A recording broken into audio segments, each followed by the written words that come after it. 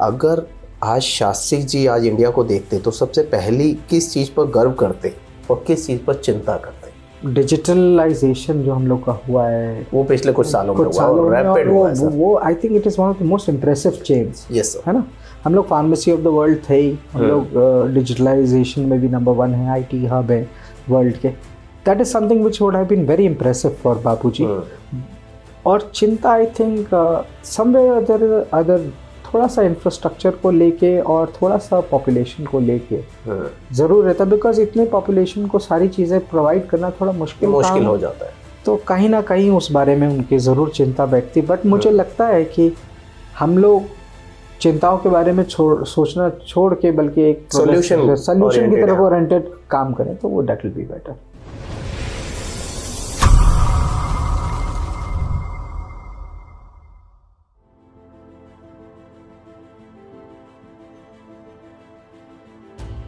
Hello and welcome back to yet another episode of beyond reality with Bharat Sadana. आज का dynamic episode है एक dynamic personality के साथ who carries a legacy of governance and leadership, vice chairman of BRICS CCI and the president of youth vertical at BRICS CCI. आइए मिलते हैं श्री समीप शास्त्री जी से। Sir welcome to my show sir, कैसे हैं आप? Thank you so much Bharat for inviting me. Sir it's pleasure.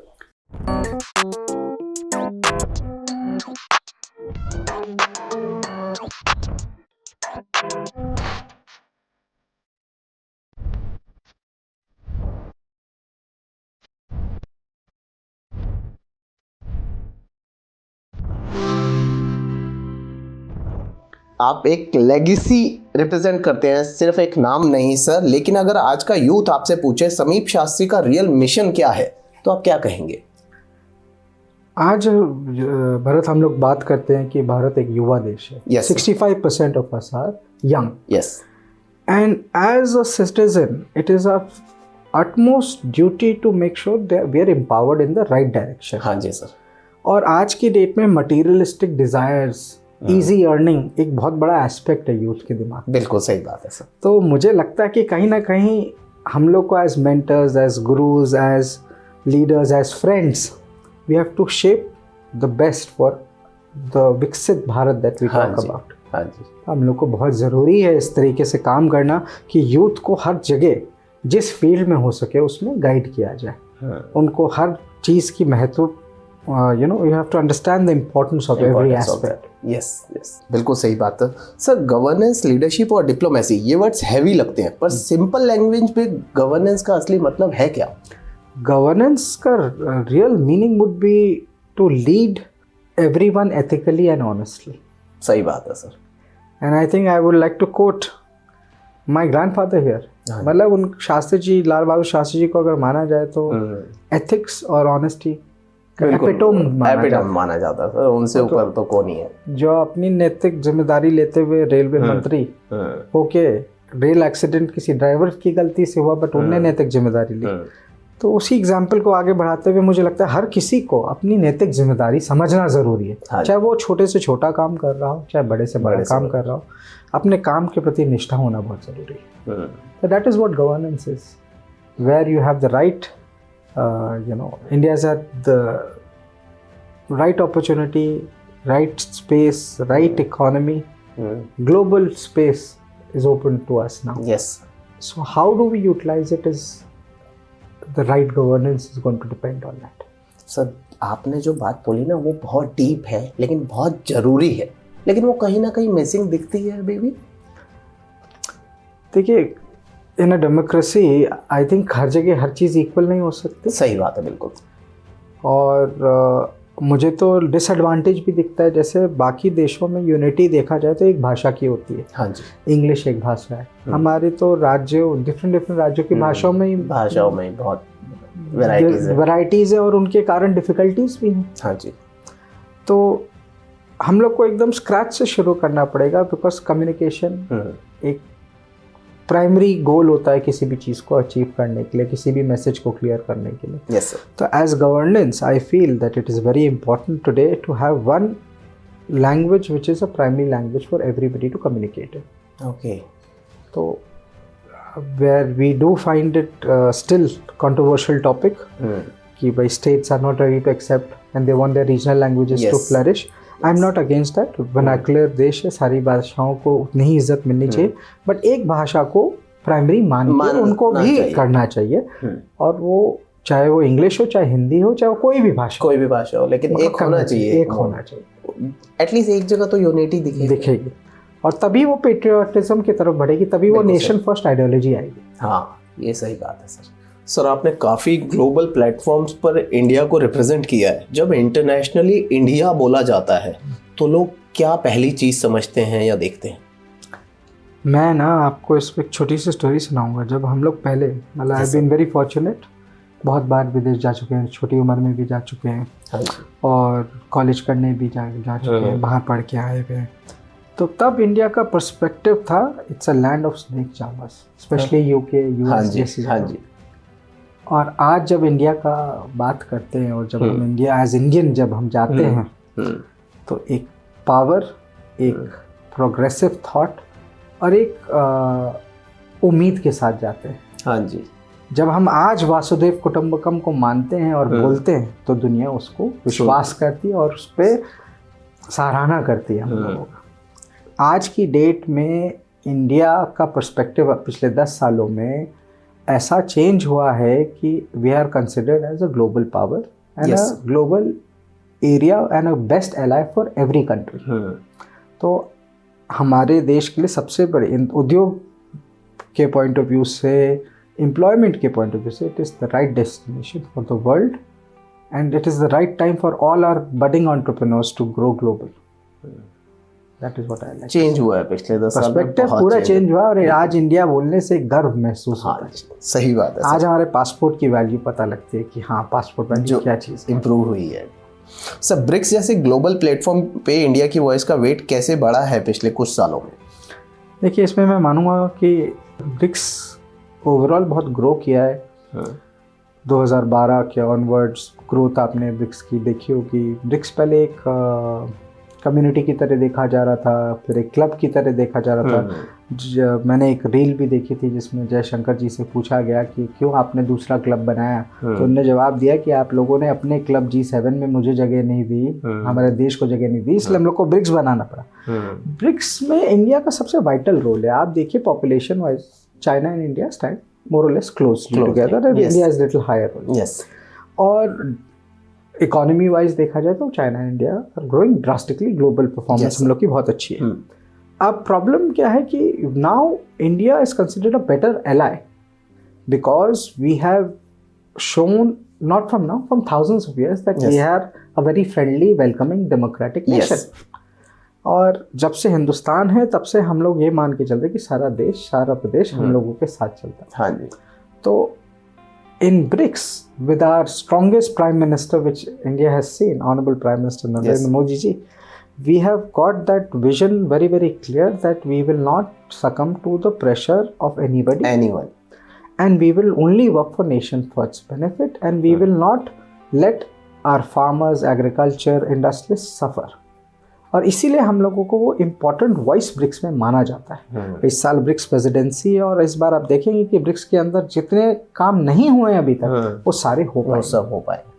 तो ये BRICS का असली काम क्या है, एक बार बताएंगे मेरे व्यूअर्स को? BRICS, it is a platform where primarily trade exchanges and trade agreements are being discussed, and how sustainable development growth can happen. जैसे ब्रिक्स का डिक्लेरेशन पढ़ेंगे तो एक आपका साउथ अफ्रीका वाले में डिक्लेरेशन में चीता के प्रिजर्वेशन के बारे में भी बात हुई है। अच्छा। वो भी स्टेट हेड लेवल पे। तो कैसे दुनिया को एकजुट होके काम करा जाए, और उसको कैसे उनके माइन्यूटेस्ट डिटेल्स को, ब्रिक्स अभी तक जियोपॉलिटिकल नहीं हुआ है इन टर्म्स ऑफ डिस्कशन।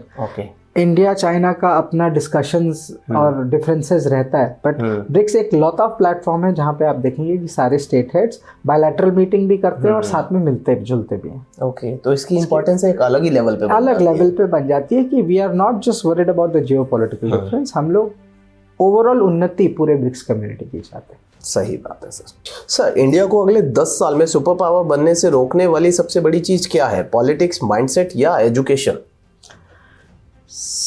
मुझे तो कहीं आपके सवाल ही गलत लगता है। इंडिया को कुछ मैं भी नहीं यही रोक जानना चाह रहा था सर। सकता। इंडिया को कहीं नहीं रोक सकता, और कोई नहीं 10 रोक सुपर सकता। पावर पे नहीं, इंडिया अगले कुछ सालों में ही शायद नंबर 1 पावर होगी। मैं यही आंसर एक्सपेक्ट कर रहा था सर आपसे कि कौन रोक सकता है, हमें बताओ। कोई भी नहीं जब रोक हम सकता। कह रहे हैं तो कि हम नहीं हो करेंगे। सकता, क्योंकि आप जहाँ देखिए ना, युवा हमारे पास है, यस सर। एजुकेटेड हमारे न्यूट्रल एक्सेंट की वजह से हमारा एजुकेशन हमारा बहुत स्ट्रांग है, हमारा एडटेक हमारा बहुत स्ट्रांग है। आज स्टार्टअप में हम 3rd लार्जेस्ट है।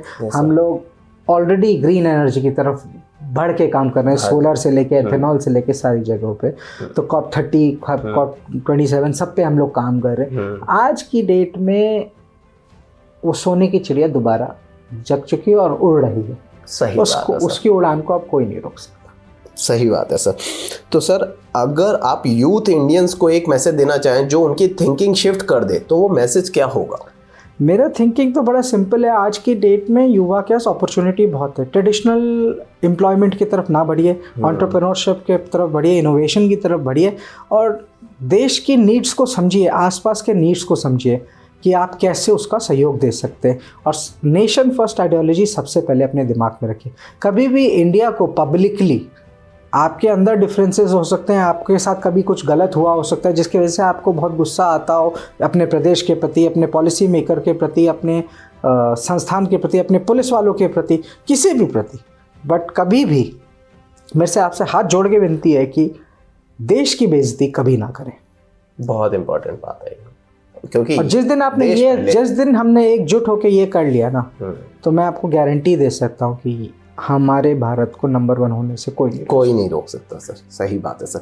अगर आज शास्त्री जी आज इंडिया को देखते तो सबसे पहली किस चीज़ पर गर्व करते और किस चीज़ पर चिंता करते? मेरे ख्याल से गर्व तो वो डिजिटलाइजेशन जो हम लोग का हुआ है, वो पिछले कुछ सालों में हुआ और रैपिड हुआ है सर। वो I think it is one of the most impressive change. Yes sir. है ना, हम लोग फार्मेसी ऑफ द वर्ल्ड थे ही, हम लोग डिजिटलाइजेशन में भी नंबर 1 है, IT हब है वर्ल्ड के। That is something which would have been very impressive for बापूजी।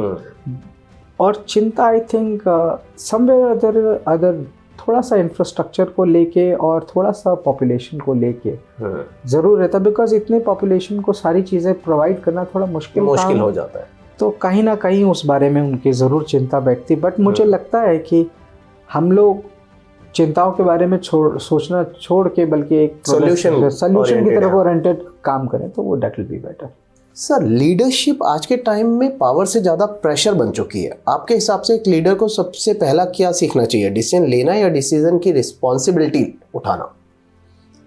मैं तो हमेशा ये मानता हूँ कि लीडर के लिए डिसीजन की रिस्पॉन्सिबिलिटी उठाना सबसे प्राइमरी गोल है, क्योंकि जिस दिन वो रिस्पॉन्सिबिलिटी लेता है तो ऑटोमेटिकली उसके पीछे की सारी चीज़ें रिजॉल्व होती है। Yes sir. अब एक छोटा सा, अगर कोई आप कॉर्पोरेट में है या अपनी कंपनी चलाते हैं, मेरी कंपनी मान लो अगर एग्जांपल, तो अगर मेरे एम्प्लॉय से गलती हो रही है, हाँ जी, और अगर उसकी रिस्पॉन्सिबिलिटी मैं नहीं ले सकता, तो कहीं ना कहीं एज ए लीडर मैं गलत हूँ। यस, सही बात है।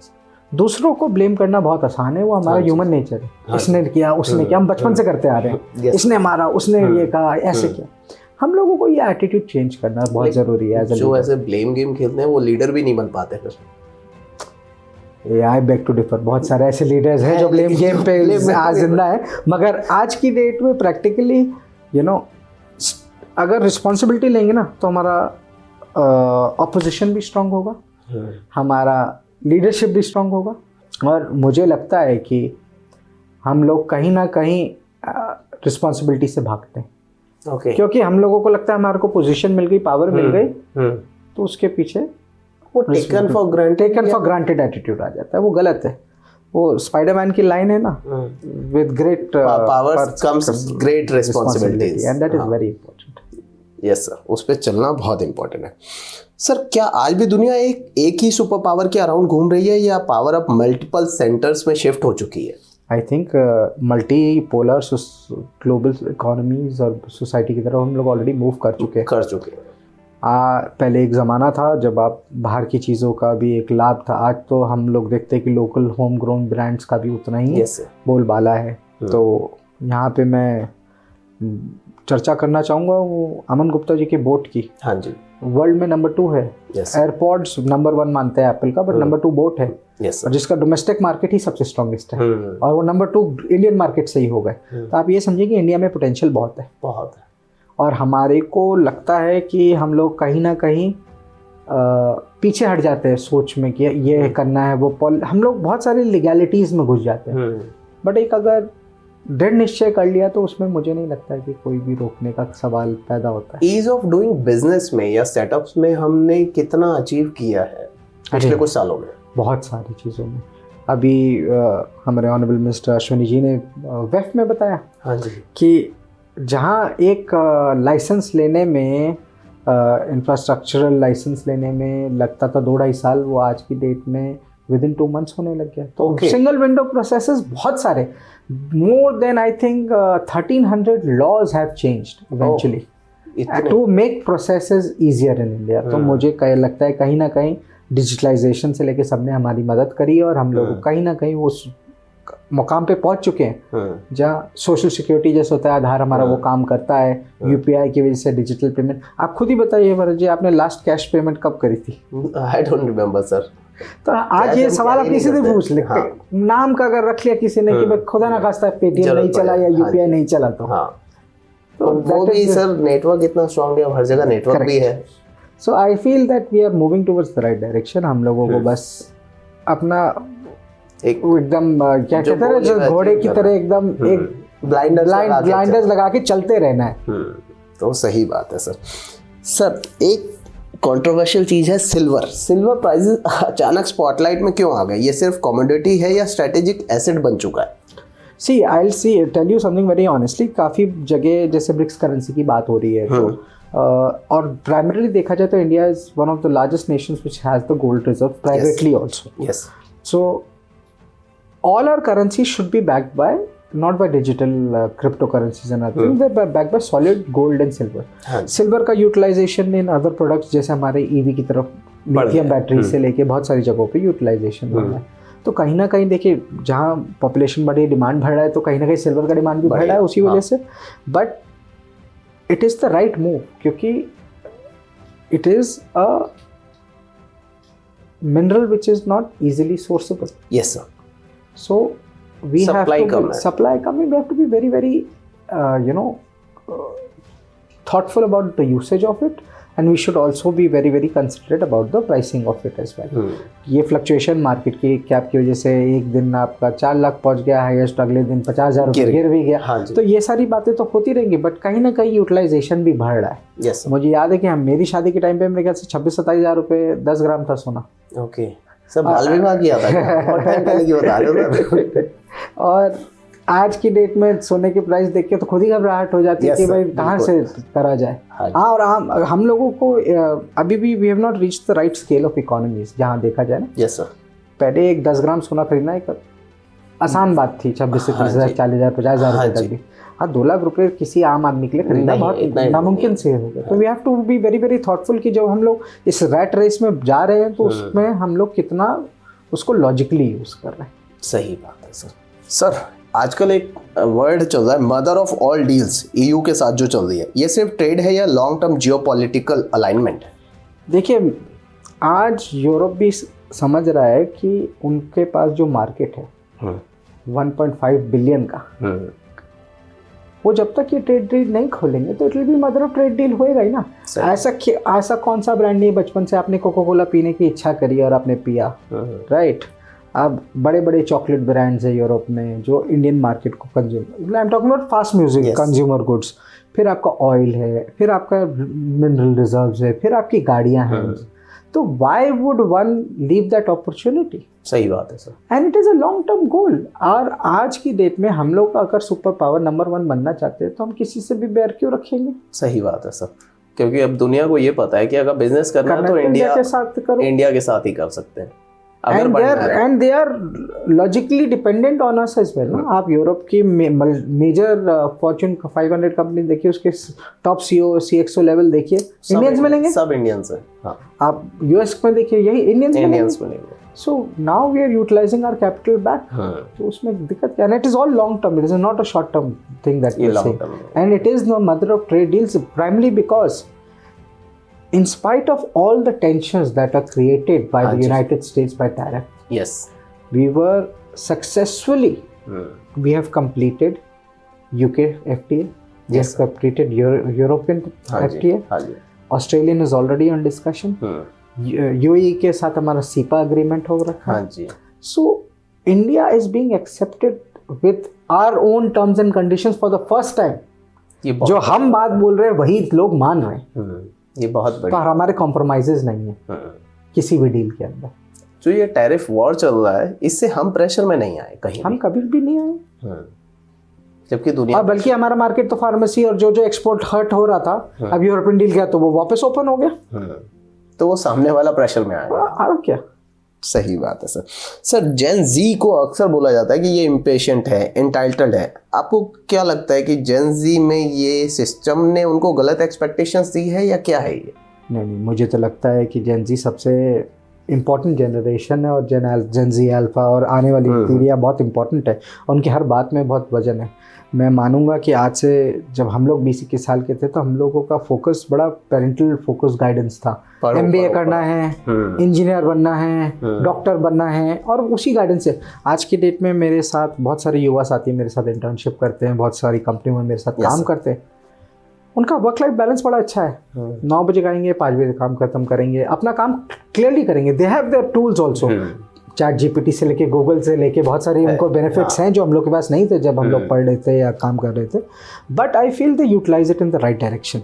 हम लोगों को क्रिटिसाइज करना जेंजी को बहुत आसान है, बट उनके माइंडसेट को समझना मुश्किल है. माइंडसेट को समझने के लिए सबसे बड़ी चीज़ ये है, they know the importance of work life balance. उनका एक जो मटेरियलिस्टिक डिजायर्स का एक जो इच्छा है विच इज ऑल्सो वैलिड, क्योंकि कहीं ना कहीं आपको मोटिवेट करने के लिए कुछ ना कोई फैक्टर्स अपनी जिंदगी में चाहिए होते हैं कि मुझे एक बड़ी गाड़ी चाहिए, आईफोन चाहिए, ये चाहिए, वो चाहिए. जब तक वो नहीं होगा तो आदमी ग्रो नहीं करेगा. सही बात. बट जेंजी को राइट मेंटरशिप लीडरशिप अपनी कंपनी के अंदर देना वो बहुत जरूरी है कि वो लोग मिसगाइड ना हो. मिसगाइड होने में एक जो वनरेबिलिटी जो कहते हैं वो यंग एज पे बहुत स्ट्रांग होती है. हाँ जी. तो और जब मेरा मानना शुरू से ये है कि जब हम 18 साल पे उनको देश चुनने का अधिकार दे सकते हैं, अपना पॉलिसी मेकर, अपना सांसद, अपना प्रधानमंत्री चुनने का अधिकार दे सकते हैं, तो बाकी तो व्हाई नॉट काम क्या. हम लोगों को अपना जो पेरेंटल डिपेंडेंस वाला जो एस्पेक्ट है ना वो चेंज करने की ज़रूरत है.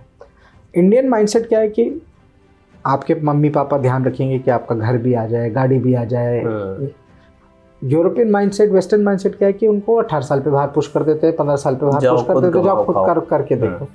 मैं ये नहीं कह रहा कि अपने बच्चों को घर से बाहर फेंक दो, मगर मैं ये कह रहा हूँ कि उनको कहीं ना कहीं फाइनेंशियल इंडिपेंडेंसी सिखाइए. हर चीज़ के लिए मेहनत करना सिखाइए. मैं ये नहीं बोल रहा कि घर नहीं दीजिए, अपना घर दीजिए, मगर उनको अपना पहला आईफोन खरीदने के लिए मेहनत करने दीजिए. उनको ये मत करने दीजिए कि आपके पास आप सक्षम है तो आप 1 मिनट में दे दीजिए. आज के हम पेरेंट्स देखता हूँ मैं, मुझे याद है कि मैं अपने पापा का कॉर्डलेस फ़ोन भी हाथ नहीं लगा सकता था और मैं टीवी का रिमोट नहीं छू सकता था क्योंकि पापा देखेंगे, और ये डांट पड़ती थी कि ये पापा का सामान है. और आज आपको 10 मिनट बात करना होता है अपने वाइफ से या पेरेंट्स से, और आपका बच्चा अगर शोर कर रहा होता है और 1,00,000-1,25,000 रुपए का फ़ोन आप 1 मिनट में बच्चे के हाथ में दे देते हैं. सही बात. 50,000 रुपए का फ़ोन अपने बच्चे के हाथ में दे देते विदाउट थिंकिंग. और 3-4 साल का बच्चा कहीं गिरा सकता है, तो हो सकता है आप उस बारे में चिंता नहीं करते. हाँ जी. तो we are changing their mentality, why are we cursing them. वही जेन जी अल्फा और वही जेन जी हैं. यस, सही. We are making it. हम लोग आज अगर प्रोग्रेसिव थॉट पे देखें, हमारे जो दादा थे, पूर्वज जो थे, हाँ जी, वो लोग पहले हमारे को खाना, अपने हमारे माँ बाप को खाना देने पे काम कर रहे थे. फिर हमारे माँ बाप के पास खाना था तो उन्हें छत देने का काम किया. हाँ जी. फिर हम लोग आए तो हमारे पास छत था, खाना था, सिक्योरिटी थी, तो हम लोग रिस्क लेने का काम कर रहे हैं. ये जनरेशन अब आपकी पीढ़ी को आगे भी ले जा सकते और डुबा भी सकती है, क्योंकि ये प्रिविलेज लॉट हैं, मिल चुका है ना ये सब. इनके पास खाना भी है, इनके पास वो छत भी है, और इनको प्रोवाइडर के लिए जो मटेरियलिस्टिक डिजायर प्रोवाइड करने के लिए पेरेंट्स भी हैं. अब आपके हाथ में कैसे आप इन्हें कैसे नर्चर करते हैं. सही बात है सर, ये बहुत इंपॉर्टेंट बात है सर. सर यहीं पे आगे यूथ की बात करें तो आज का यूथ वायरल बनना चाहता है, वैल्यूबल नहीं. अगर आपको जेन जी को एक अनकंफर्टेबल ट्रूथ बोलना हो तो वो क्या होगा? अनकंफर्टेबल ट्रूथ ये है कि जस्ट बिकॉज आपको वायरल या फेम कमाना है, उसके लिए आप अलग अलग सोशल मीडिया में जाके, मैंने बहुत सारे केसेस पढ़े हैं, काफ़ी obnoxious चीज़ें भी लोग कर देते हैं Yes, जस्ट sir. बिकॉज उन्हें फेमस होना है। हाँ कभी जी। फ्लाईओवर पे पटाखे जला रहे हैं, कभी कुछ भी कर रहे हैं, ज़्यादा रिस्क एपिटाइट बढ़ा रहे हैं अपना just to get, which is not logical. One needs to understand कि आज की डेट का यूथ का सबसे primary goal is to stay fit, healthy and work towards themselves. Yes. मैं ये भी नहीं बोल रहा कि अपने माँ बाप के लिए काम करो। अपने Hard truth is you have to start working for yourself and start believing that you can do something. And the day you do that, you will make a mark in the society. चाहे वो एक society level पे हो, देश के level पे हो, state level पे हो या ग्लोबल लेवल पे हो, you will make a mark. Opportunities are there, लेकिन उन्हें exactly. समझना चाहिए कि अपना पटाखे जला के वायरल होना है, जेल जाना है, Correct. या आपको नाम कमा के IITian बनना है और व्हाटएवर। Whatever. Very true. तो ये सही बात है सर। तो अगर आज का यूथ बोले मुझे पावर चाहिए, पैसा चाहिए, रिस्पेक्ट चाहिए बट फास्ट, तो आप क्या एडवाइस देंगे? तो प्रोग्रेसिव थॉट पे आप मार्केट स्टडी करिए। There are so many other things जहाँ पे आप इन्वेस्टमेंट्स कर सकते हैं, आप ग्रोथ के पॉइंट ऑफ व्यू से इनोवेशंस कर सकते हैं, आप राइट अपॉर्चुनिटी पे नौकरियाँ ढूंढ सकते हैं। और I don't think anyone is stopping you today. मैं यहीं पे एग्जांपल लूँगा कि आज आपके माध्यम से कि आज से 2013 से पहले कौन हमारे previous chief minister honourable Arvind Kejriwal ji को जानता था? He made his efforts and he became the chief minister. Yes. So I feel that transition can happen anytime in your life. Yes, sir. One has to just work towards their belief. Right or wrong is societal and debatable. For something that is right for me can be wrong for you. Something that is right for you can be wrong for me. But that does not mean that you are going in the wrong direction. किसी के लिए चोरी भी ठीक हो सकता है चोर के लिए, क्योंकि उसकी नेसेसिटी, उसकी नीड है। मगर क्या वो समाज के लिए सही है? नहीं। हाँ जी, ये तो वो हम लोग को समझना ज़रूरी है। बट आपको ये समझना ज़रूरी है कि जो आप काम कर रहे हैं, जो मैंने आपने बोला, लीडरशिप और गवर्नेंस अपने अंदर लाइए। हाँ जी। और रिस्पॉन्सिबिलिटी लाइए, और जैसे आप उसके हिसाब से काम करिए। सही बात है सर। अभी तक हमारी जितनी भी कन्वर्सेशन हुई है, मुझे बहुत एक ये फीलिंग आई कि आप में वो आइडियोलॉजी और वो है जो शास्त्री जी में थी, जो हमने शुरू में बात की।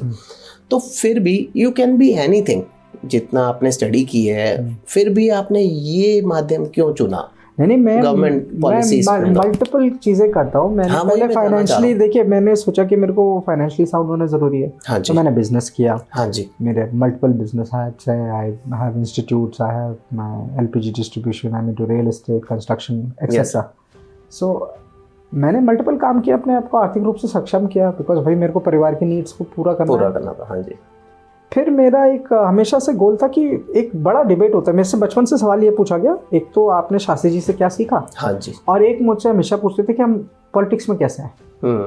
और that was the thought behind my institute also, Indian institute of governance and leadership. मैंने बोला यार, तीन चीज़ों को जानना बहुत ज़रूरी है। एक तो सारे पॉलिसी जो गवर्नमेंट बनाती है वो युवा को जानना ज़रूरी है। हाँ जी। फिर इंटरनेशनल पॉलिसीज़ में कैसे बिहेव करना चाहिए वो जानना बहुत ज़रूरी है। और third and the foremost is leadership कैसे होती है। तो वो सारी चीज़ों को ध्यान में रखते हुए मैं came up with this decision कि I have to get into this line, I have to make sure कि हम लोग कहीं ना कहीं इस पॉलिसी को, इस सिस्टम को चेंज करना चाहते हैं, तो we have to get into the nitty gritties of it. सही बात है सर। तो sir you are into multiple ventures, तो वो प्रेशर नहीं रहता टाइम मैनेजमेंट का? टाइम मैनेजमेंट का प्रेशर तो ज़िंदगी भर है। ज़िंदगी बहुत शॉर्ट है, मगर सैटरडे संडे भी बहुत है। हाँ जी, सही बात है। वही सैटरडे संडे आप घर पे रह सकते हैं और वही सैटरडे संडे आप देश के तेल भी लगा सकते हैं। तो आपको वर्क लाइफ बैलेंस अपने आप बनाना ज़रूरी है। और प्राइमरी गोल ये है कि आपको क्या अचीव करना है, वो ज़रूरी है। अगर वो सही है, अगर वो आपकी खुद चाह है, तो आप खुद टाइम मैनेज करते हैं। सही बात है सर। सर आज का ग्लोबल एनवायरनमेंट देख के क्या लगता है आपको कि दुनिया ग्रोथ मोड में है या सर्वाइवल मोड में है? फ्रैंकली जिस हिसाब से सिनारियो है, it is a mix. At certain resources point of view से we are in survival mode. Yes sir. It is high time that we renewable energies पे हम लोग काम करें। Yes sir. Pollution, weather, climate change को देखते हुए survival mode ही लगता है। हम लोग गैस चैम्बर में रह रहे हैं, लिटरली दिल्ली के अंदर। हाँ जी। और कुछ चीज़ों पे लगता है कि ग्रोथ मोड में है। जैसे आप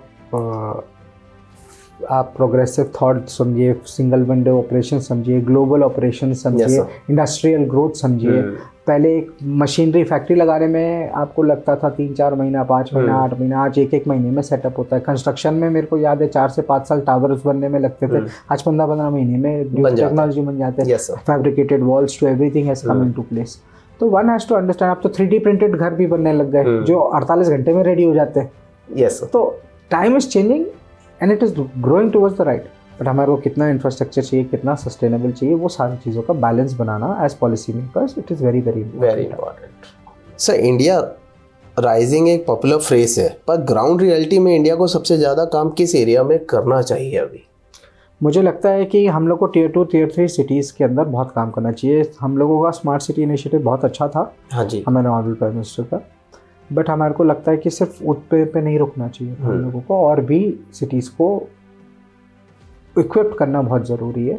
इंफ्रास्ट्रक्चरल ग्रोथ, छोटे छोटे शहरों में आज भी अस्पतालों की कमी है, आज भी इंडिया इतना बड़ा देश है, 726 डिस्ट्रिक्ट्स हैं और आज भी एजुकेशन की, अच्छे स्कूल्स की कमी है। और ये जो माइंडसेट है ना, जो मेरे को आज तक मुझे जो डिफरेंस हमेशा लगता है कि US UK में बच्चे सरकारी स्कूल भी जाते हैं, हाँ जी, राइट। मैं वो दिन देखना चाहता हूँ अपनी ज़िंदगी में कि हम लोग अपने बच्चों को प्राइवेट स्कूल नहीं, सरकारी स्कूल भी भेज सकें और हमारे को ये ना लगे कि हमारा बच्चा दिल्ली जाके पढ़े। अगर मैं एक छोटे से शहर में त्रिपुरा में कुर्ग के अंदर हूँ या कुनूर में हूँ, तो मैं अपने बच्चे को वहाँ के स्कूल में पढ़ाऊँ और वो उसकी डिग्री, उसका नॉलेज ग्लोबल प्लेटफॉर्म पे भी रिकग्नाइज हो। और ये हो सकता है आज की डेट में, एजुकेशन टेक्नोलॉजी से हिसाब से है, this is possible and we should really work and make sure कि every district, like one India जब हम सोचते हैं तो one India should be equal in every term. जहाँ पे हम लोग पेमेंट गेट पे अब हर जगह दे सकते हैं, UPI अब छोटे छोटे शहर में कर सकते हैं, तो that means we are capable, we have shown our worth. Yes sir, हम बाकी चीज़ें क्यों नहीं कर सकते? हाँ जी, तो it is time that we do that. सही बात है sir, educational reform is the base of everything. Correct. आपको लगता है इंडिया फ्यूचर लीडर बनेगा या सिर्फ मार्केट बन के रह जाएगा? India will always be a future leader and has always been a future leader. ऐसा कोई टाइम काल नहीं रहा है जिसमें इंडिया ने लीड नहीं किया, and has been a very neutral and decisive decision maker for the world. जब हमारे पे पहले 200-300 साल पहले मुगल्स पहले आए, फिर ब्रिटिशर्स आए, so India was always an attraction point. Yes, and today again the world is coming back to us, history is repeating itself. तो India is the place where spiritually we are number one. हाँ जी, we are blessed. We are mentally very of high IQ people. We are hard working people. yes sir. हम लोग 10 घंटे 12 घंटे 14 घंटे भी दिन में काम करने को रेडी हैं। हम लोग 16 घंटे करने के लिए रेडी हैं और 7 दिन करने के लिए रेडी हैं। This is a mentality which has not change with Indians, and I feel जब तक हमारी ये मेंटालिटी है, इंडिया को कोई भी लीडरशिप से नहीं हटा सकता। सही बात है सर। सर, लीडरशिप बाहर से कम और अंदर से ज़्यादा स्ट्रांग होनी चाहिए। आप अपने आप को मेंटली स्ट्रांग कैसे रखते हैं? मैं मेंटली स्ट्रांग अपने आप को कैसे, ये आपने बड़ा पर्सनल क्वेश्चन पूछ लिया। अभी और 2-3 पूछूंगा। इसमें मेरा बड़ा सिंपल तरीका है जो मैंने अपना ढूंढा है।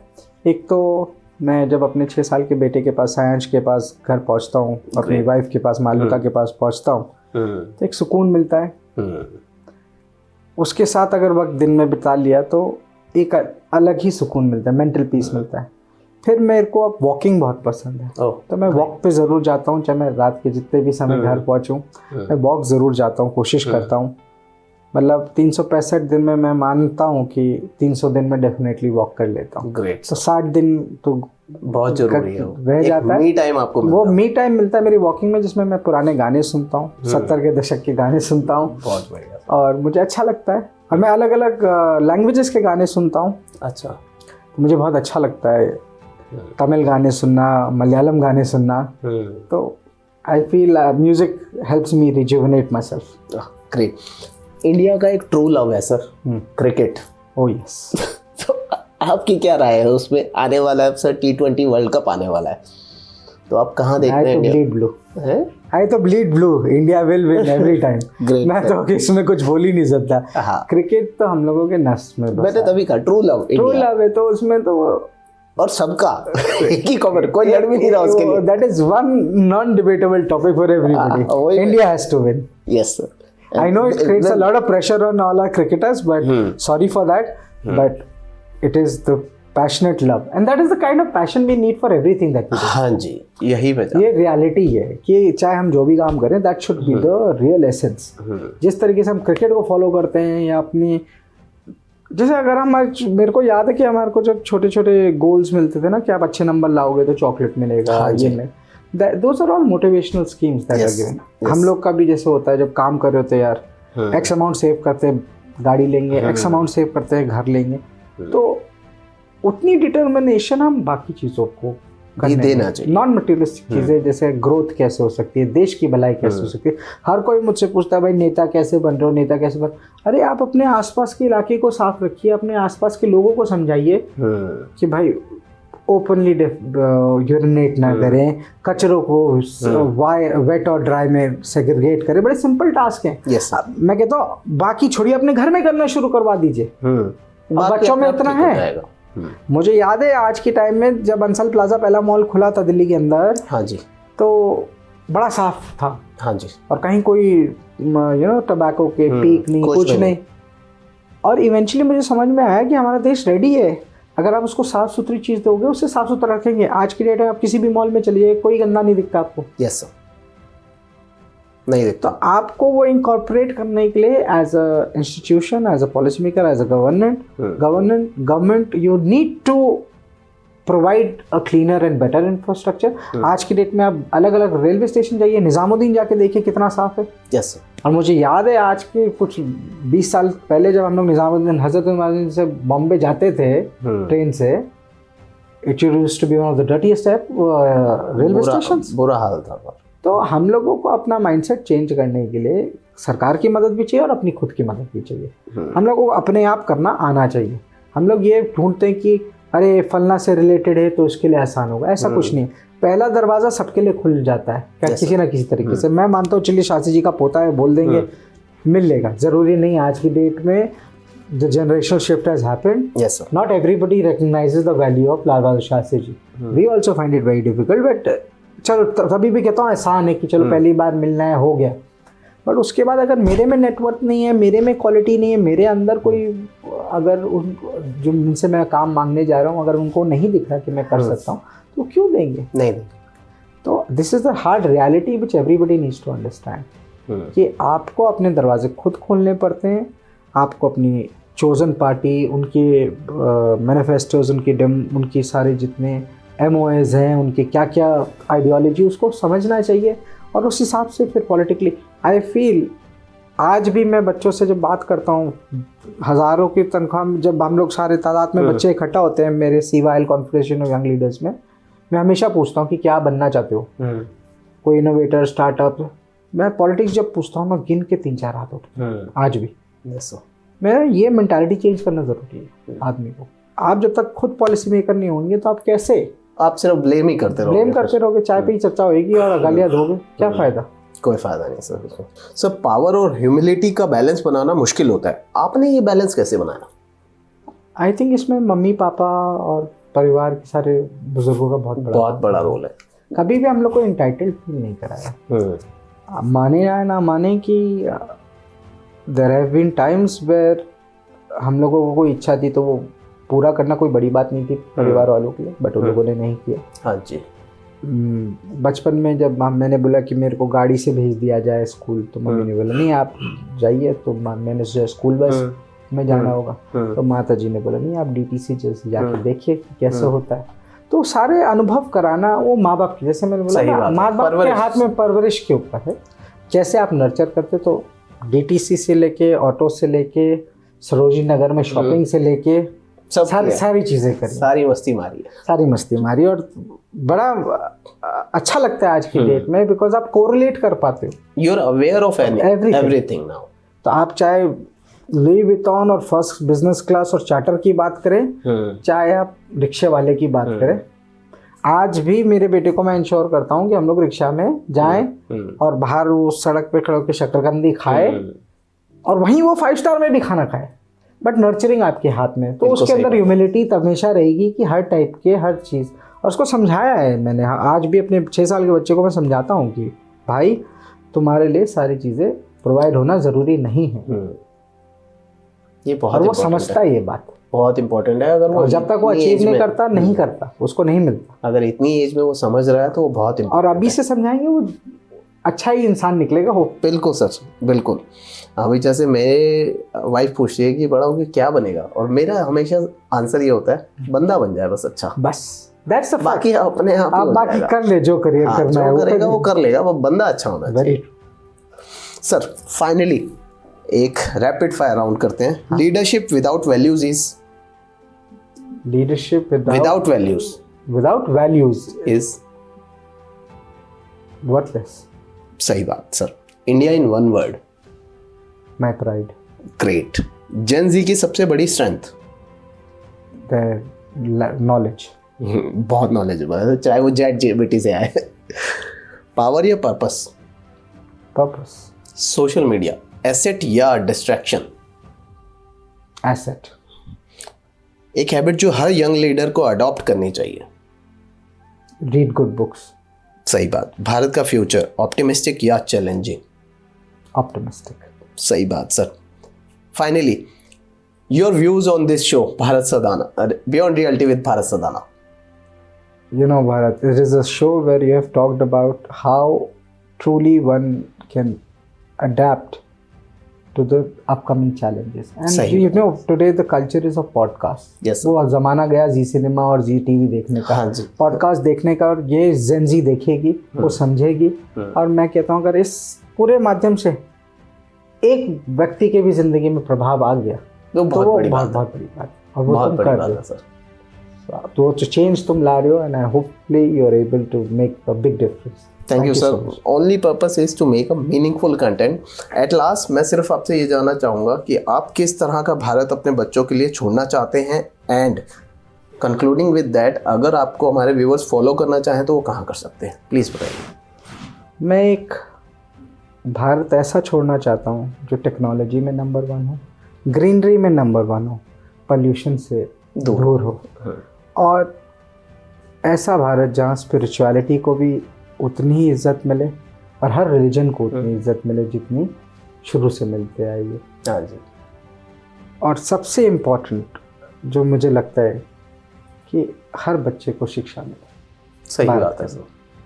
मेरे को कहाँ फॉलो कर सकते हैं? प्लीज़ बताइए। मेरा इंस्टाग्राम हैंडल @समीप शास्त्री है, ट्विटर पे भी @समीप शास्त्री है, और फेसबुक पे भी शायद @समीप शास्त्री है। सेम ही है। तो सारे ही हैंडल्स @समीप शास्त्री, SAMEEP. मेरा मोबाइल नंबर भी इजीली अवेलेबल है, एक्सेसिबल है। मेरी वेबसाइट पे please contact me any time, www.sameepshastri.in. I'll be more than happy to help you and guide you whenever possible. Thank you so much. जय हिंद। जय हिंद के साथ ही we are wrapping up this episode. मुझे बहुत अच्छा लगा, बहुत सीखने को मिला। आई वुड हाईली रिकमेंड कि आप सर को फॉलो कीजिए। इनके सारे सोशल मीडिया हैंडल्स इस समय आपके स्क्रीन पर है।